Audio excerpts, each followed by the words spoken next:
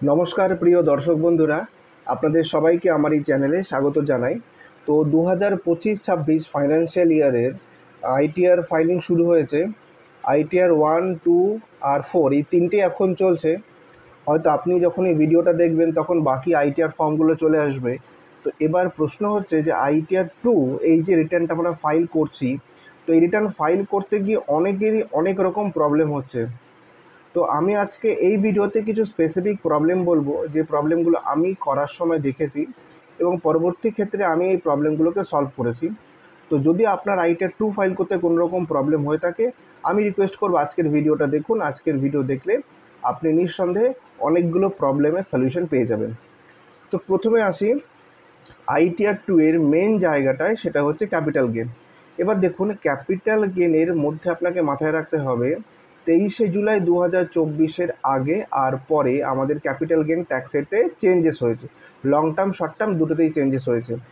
তো আপনি যখন ক্যাপিটাল গেন এটা ফিল আপ করবেন তখন আপনাকে এটাকে মাথায় রাখতে হবে। এটা হচ্ছে এক। 2 নম্বর হচ্ছে ক্যাপিটাল গেনের মধ্যে শিডিউল এফ বা টেবিল এফ এটা ফিল আপ করার সময় ম্যাক্সিমাম টাইম আমরা দেখছি সমস্যা হচ্ছে।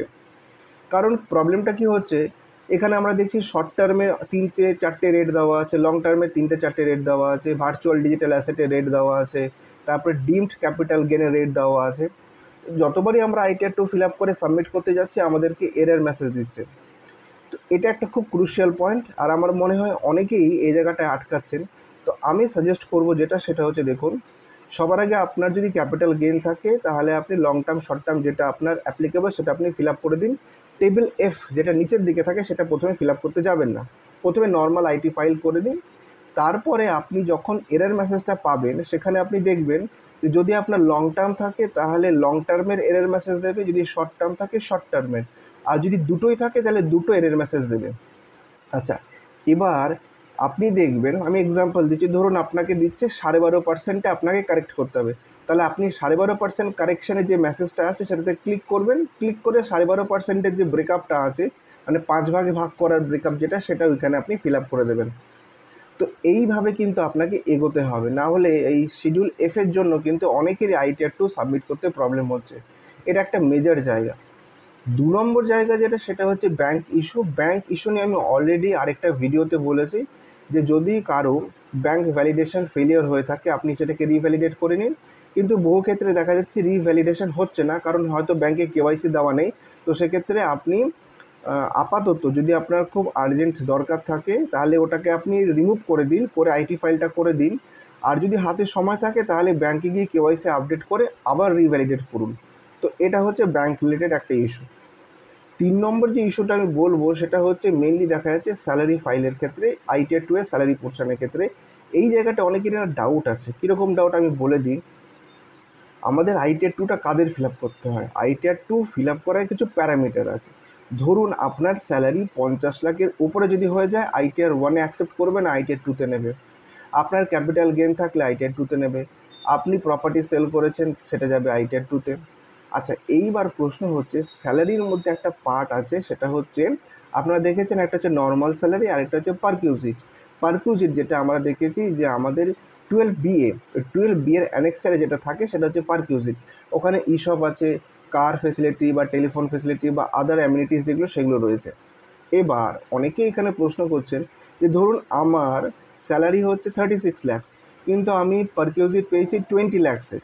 তাহলে 36 + 20 56 হয়ে যাচ্ছে। তাহলে আমি কি আইটিআর 2 নেব? হ্যাঁ, আপনাকে আইটিআর 2-তেই নিতে হবে, কারণ যেটা 12BA-তে আছে যেটা আপনার পারকিউজিট সেটাও কিন্তু স্যালারির পার্ট, কাজে আপনাকে তখন আইটিআর 2 সিলেক্ট করতে হবে। আচ্ছা, এটা একটা পার্ট গেল। আরেকটা পার্ট হচ্ছে যেটা, সেটা হচ্ছে অনেকেই ক্যাপিটাল গেন আছে তাও আইটিআর 1 ফিল আপ করছেন। লং টার্ম ক্যাপিটাল গেন আছে, আইটিআর 1 ফিল আপ করছেন, কারণ বলছেন 1.5 লাখ বা 1,25,000 আমার লিমিটটা আমি ওখানে অ্যাভেল করে নেব, কাজই অসুবিধা নেই। দেখুন, এই জায়গাটা আমি আপনাকে একটা জিনিস বলি, আমরা দীর্ঘদিন আইটি ফাইল করার এক্সপিরিয়েন্স থেকে বলছি, যদি আপনার ক্যাপিটাল গেন থাকে আমরা রেকমেন্ড করছি, আমি আবার ফোকাস করছি এই শব্দটাকে, রেকমেন্ড করছি আইটিআর 2-তেই চলে যান। কারণ বহু ক্ষেত্রে কী হয়, আইটিআর 1 ফাইল করলেন, পরে হয়তো ডিফেক্টিভ রিটার্নের নোটিশ এলো। তো আমরা কখনোই চাই না যে রিটার্ন ফাইল করার পর আমাদের আবার সেই রিটার্নটাকে নিয়ে রিভিউ করতে হোক। তো আমি সাজেস্ট করবো যদি ক্যাপিটাল গেন থাকে তাহলে 1 আর 2 এর মধ্যে ডিলেমা না করে আইটিআর 2-তেই চলে যান। আচ্ছা, এছাড়াও আইটিআর টুতে আর একটা বড় প্রবলেম আছে, সেটা হচ্ছে যে যারা ধরুন first time ITR two file করছেন, যারা কোনোদিন আইটিআর টু করেননি, তারা দেখবেন যে আমাদের ইনকামের যে শিডিউল আছে সেখানে ক্যাপিটাল গেনটা আসছে না। তো তার জন্য আপনাকে কি করতে হবে, আপনাকে নিচে প্লাস সিম্বল আছে একটা, যে অ্যাড অ্যাড আর কি, ওখানে গিয়ে আপনাকে ইনকামে গিয়ে ক্যাপিটাল গেনের পাশে টিক মেরে নিতে হবে। মানে ব্যাপারটা আমি বুঝিয়ে দিচ্ছি।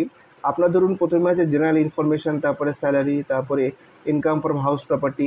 তো ওইখানে দেখবেন ক্যাপিটাল গেনটা মিসিং আছে। যদি মিসিং থাকে ওরি দেওয়ার কিছু নেই, একদম স্ক্রোল করে নিচে চলে আসবেন, অ্যাড শিডিউলে যাবেন, সেখান থেকে ইনকাম ট্যাবে গিয়ে ক্যাপিটাল গেনটাকে টিক মেরে দেবেন, বা যাদের ভার্চুয়াল ডিজিটাল অ্যাসেট আছে সেটাকে ভিডিওকে টিক মেরে দেবেন। তাহলে দেখবেন মেন যে আপনার শিডিউল সেখানে আপনার এই যে ক্যাপিটাল গেন এটা চলে এসছে। আচ্ছা, তো এইগুলো হচ্ছে ফান্ডামেন্টালি আমরা যেগুলো বলার সেটা। আরেকটা প্রবলেম আছে, এই প্রবলেমটা হয়তো ইন্টারনাল সফটওয়্যার ইস্যু, ওটা হয়তো সলভ হয়ে যাবে। সেটা হচ্ছে ধরুন আপনি আইটিআর টুটা ফিল আপ করলেন, পরে আপনি যখন মানে আমি বলতে চাই যে ভ্যালিডেট করতে যাচ্ছেন, তখন হয়তো দেখলেন একটা এরর মেসেজ এলো যে আপনার হয়তো পিনকোডটা ভুল আছে। তো পিনকোডটা কারেকশান করার পর আপনি দেখবেন আবার যে আপনি পুরোটা ফিল আপ করে এসেছিলেন, ফিল আপ হয়ে আছে, কিন্তু পাশে যে গ্রিন টিকটা পড়ে না, সেই গ্রিন টিকটা পড়েনি। মানে মনে হবে যে অ্যাপারেন্টলি আমার ফর্মটা আবার পুরো জিরো হয়ে গেছে। তো এটা কিন্তু হচ্ছে না, ডেটা থাকছে, আপনাকে আবার লগ আউট করে লগ ইন করতে হবে, তাহলে পেয়ে যাবেন। না হলে প্রত্যেকটা ট্যাবে ঢুকে ঢুকে কনফার্ম করতে থাকবেন, তাহলে দেখবেন অটোমেটিক আপনার পুরো যেটা রয়েছে সেটা হয়ে যাচ্ছে। মানে এটা অদ্ভুত ব্যাপার যে আমার পুরো রিটার্নটা ফাইল হয়ে গেল, কিন্তু যখন ব্যাক করছি হঠাৎ দেখাচ্ছে যে কোনোটাই আর ফিল আপ হয়নি। তো এটা হয়তো একটা সিস্টেমের, এটা ঠিক হয়ে যাবে। তো ম্যাক্সিমাম ক্ষেত্রে দেখা গেছে এই প্রবলেমগুলোই হয়েছে। এই প্রবলেমগুলো যদি আপনি সলভ করে নিতে পারেন, তাহলে আইটিআর টু নিয়ে কিন্তু আর বিশেষ কোনো জায়গা নেই যেখানে প্রবলেম হতে পারে। তাও যদি আপনি কোনো কারণে আইটিআর টু ফাইল করতে না পারেন, তাহলে আমি রিকোয়েস্ট করব যে আপনি দরকার হলে আমার প্রফেশনাল হেল্প নিতে পারেন। আমার কন্ট্যাক্ট নাম্বার, মেল আইডি ভিডিওর নিচে ডেসক্রিপশন বক্সেই থাকবে। কিন্তু একটা রিকোয়েস্ট আমি করতে চাই আমার ভিউয়ারদের, যে অনেকেই আছেন যারা আইটিআর টুটা নিজেরা করে নেন, করে আমাদের বলেন যে একটু দেখে দিন যে ঠিক আছে কি না। দেখুন, দেখে দেওয়াটা তো কোনো সলিউশন নয়, কারণ আপনার ফাইল দেখা মানে আপনার ফাইলটা আমাকে অ্যাজ ই পুরোটাকে স্টাডি করে করা। বিশেষ করে এই সময় যখন আমরা ওভার বার্ডেন হয়ে যাই কাজের জন্য, তখন আপনার হয়তো মনে হচ্ছে 2 মিনিটের কাজ, কিন্তু ওই 2 মিনিটটা আমাদের পক্ষে দেওয়া তখন খুব এক্সপেন্সিভ হয়ে যায়। তো আশা করি আইটিআর টু নিয়ে যারা রয়ে কাজ করছেন তাদের আর খুব একটা সমস্যা হবে না।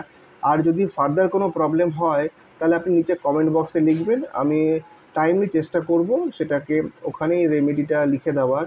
তবে প্লিজ কেউ ফোন করে বলবেন না যে আইটিআর টুতে সমস্যা হচ্ছে স্যার আপনি সলিউশন বলুন, কারণ ডেফিনেটলি আমরা কাজে ব্যস্ত থাকি, এইভাবে তো কাউকে ফোনে অ্যাটেন্ড করে সলিউশন বলা যায় না। তবে প্রফেশনাল হেল্প যদি চান ডেফিনেটলি আপনি নিতে পারেন। তো আজকে ভিডিওটা এখানেই শেষ করছি, আরেকদিন হাজির হবো এরকমই ইনফরমেটিভ ভিডিও নিয়ে। আর সবাইকে রিকোয়েস্ট করছি চ্যানেলটা সাবস্ক্রাইব করবেন, আর যদি কোনো মতামত থাকে অবশ্যই কমেন্ট বক্সে লিখবেন। নমস্কার, ভালো থাকবেন সবাই।